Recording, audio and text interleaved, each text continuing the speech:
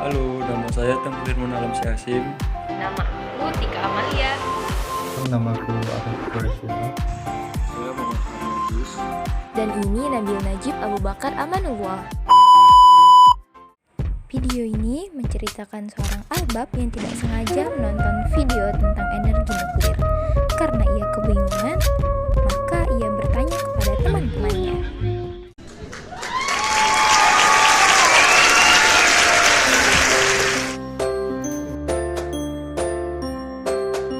China terus kebut pembangunan pembangkit listrik tenaga nuklir mereka yang berada di provinsi Fujian.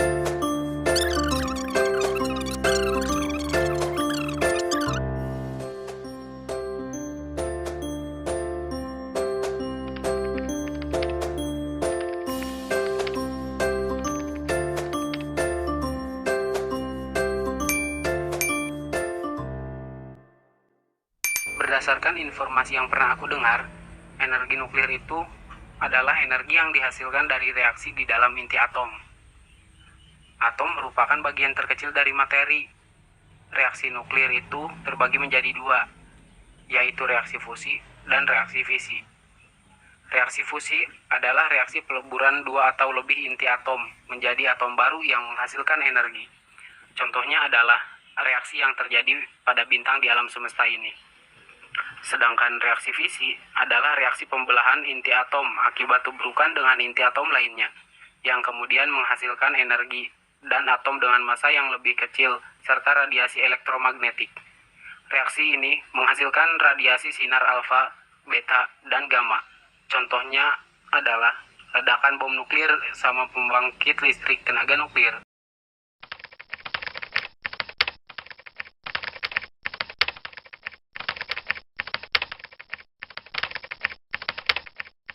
Aku mau menambahkan mengenai pemanfaatannya. Selain pada pembangkit listrik dan bom nuklir, di bidang pertanian salah satunya pengembangan varietas unggul. Di bidang industri, salah satunya adalah uji rusak, yakni sebuah pengujian terhadap peralatan atau fasilitas atau infrastruktur yang bertujuan untuk mengenai adanya kerusakan tanpa harus menghentikan proses produksi yang sedang berjalan. Pengujian ini dikenal dengan istilah Non-Destructive Investigation atau NDA. Pada bidang peternakan, ada reproduksi vaksin ayam, peningkatan daya tahan ternak, dan penggemukan hewan ternak. Di bidang kesehatan juga ada, yaitu seperti terapi dan diagnostik, analisis, hormonal, dan masih banyak lagi.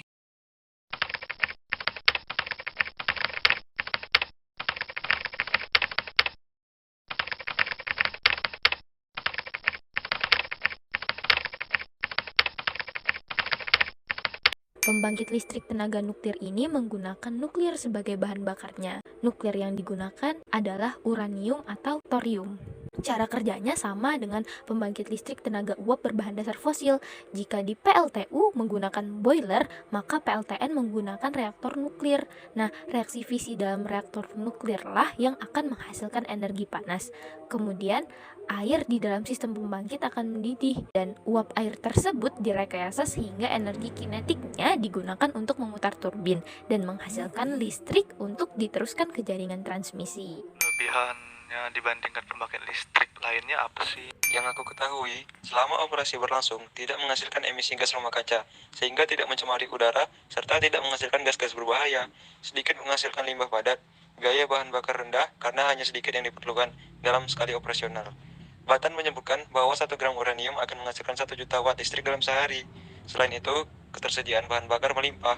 Untuk kerugiannya adalah risiko kecelakaannya akan berdampak besar serta risiko pada radiasi yang dihasilkan. Bagaimana dengan limbah padat yang dihasilkannya? Berbahaya nggak? Tentu berbahaya jika tidak dikelola. Tentunya, dalam pembuatan PLTN, hal tersebut sudah dipikirkan. Limbah tersebut dikelola melalui 5 tahapan. Pertama, pengangkatan limbah, kemudian mengelompokkan berdasarkan sifat kimia, fisika, serta kandungan radioaktifnya. Setelah itu, dilakukan pengolahan berdasarkan sifat dan jenisnya, seperti limbah cair dan padat yang bisa dibakar direduksi dengan insinerasi. Kemudian, semuanya dipadatkan atau disementasi.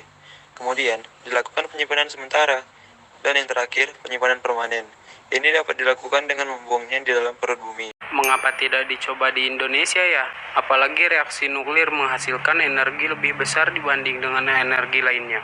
Dari 1 gram uranium misalnya, dapat diperoleh energi setara dari sekitar 112 kg batu bara.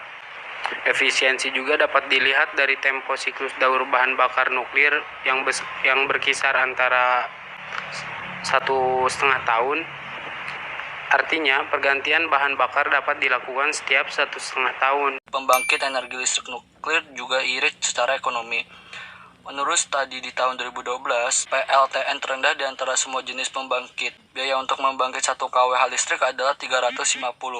Jauh lebih murah daripada biaya pembangkit listrik konvensional yang paling murah, yaitu dengan bahan bakar batu bara sebesar 600. Benar juga ya, apalagi kemarin waktu aku nonton beritanya, potensi uranium yang dimiliki Indonesia itu sebanyak 81.090 ton dan thorium sebanyak 140.411 ton. Itu tersebar di 3 wilayah, yakni Sumatera, Kalimantan, dan Sulawesi. Teman-teman, di Indonesia sudah ada 3 reaktor nuklir.